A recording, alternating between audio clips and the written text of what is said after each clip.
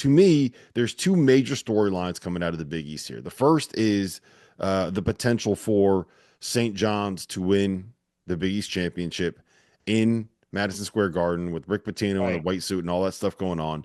But it's also Xavier. I think that Xavier Marquette might be the most interesting first round matchup that we have in any conference tournament this season because of the fact that Xavier's trying to find a way to play themselves in. Marquette's trying to find a way to be able to correct the wrongs that they've had over the course of the last month of the season. And that to me is the biggest, most intriguing part of the Big East tournament here. Well, Xavier has the most to gain, and somebody phrased it to me, well, who has the most to lose? I said, well, they have the most to lose too. So rarely do you have a team that has that much on either end of the spectrum. I also think that this is going to be a really good case study with the committee because I do believe that if Xavier wins this game, it is an additional quad one win. Marquette is still top 25 in the net for all the good real estate that they built up in November and December.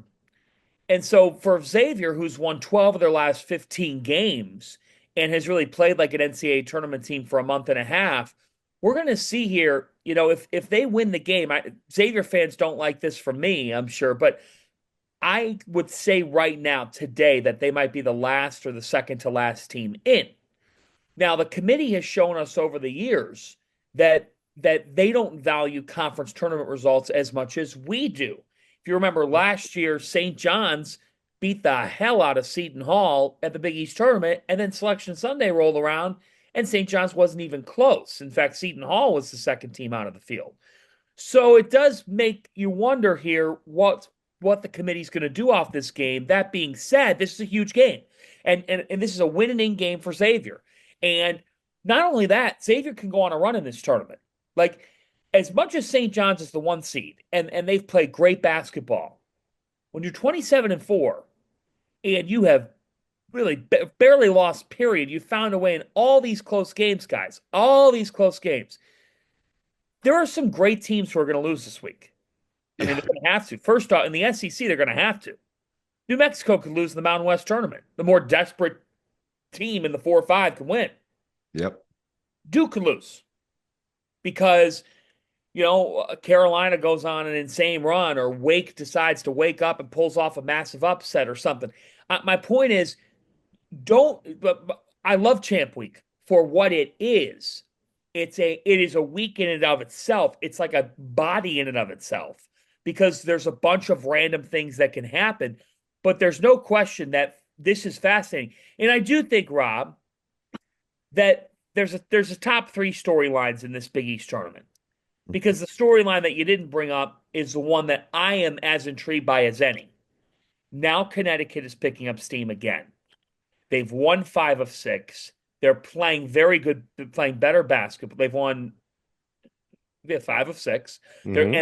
And the only loss was to St. John's. Mm-hmm. And if you get St. John's UConn, I wrote this morning, it's the biggest Big East tournament championship game since the conference realigned in 2013, and I think the biggest in a long, long time. So don't threaten me with a good time, Fanta. Don't you dare threaten me with a good time. Is that where you're going to be, Rob?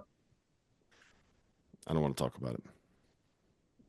Well, I don't want to talk about it. Another conference tournament. You are heading down to the ACC, yes. Where I'm curious. I would love a Louisville Clemson game. How about a Louisville Clemson 2-3 game?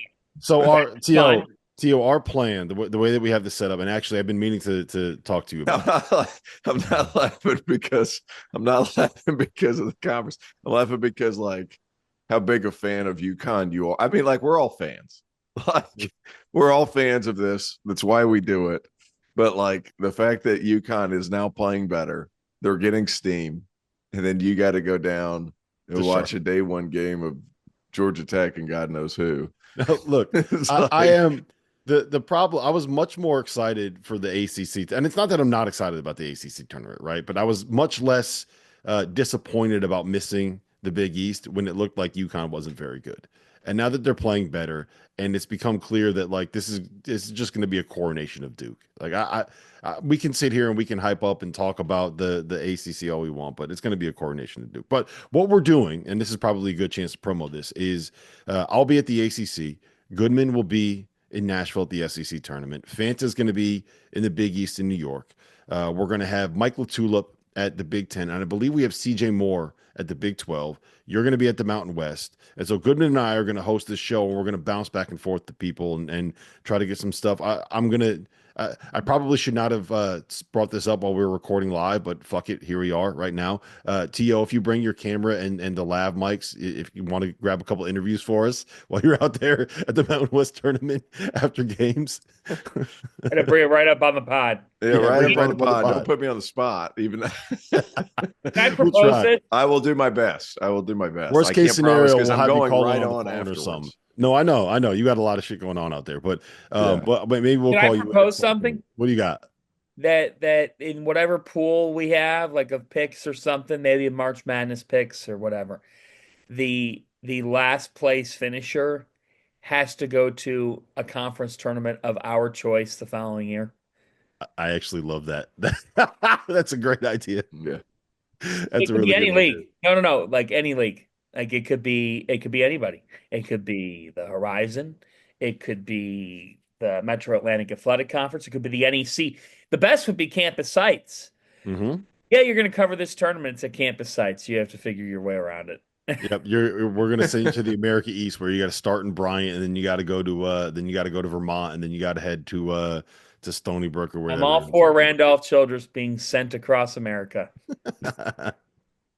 That'd be a lot of fun.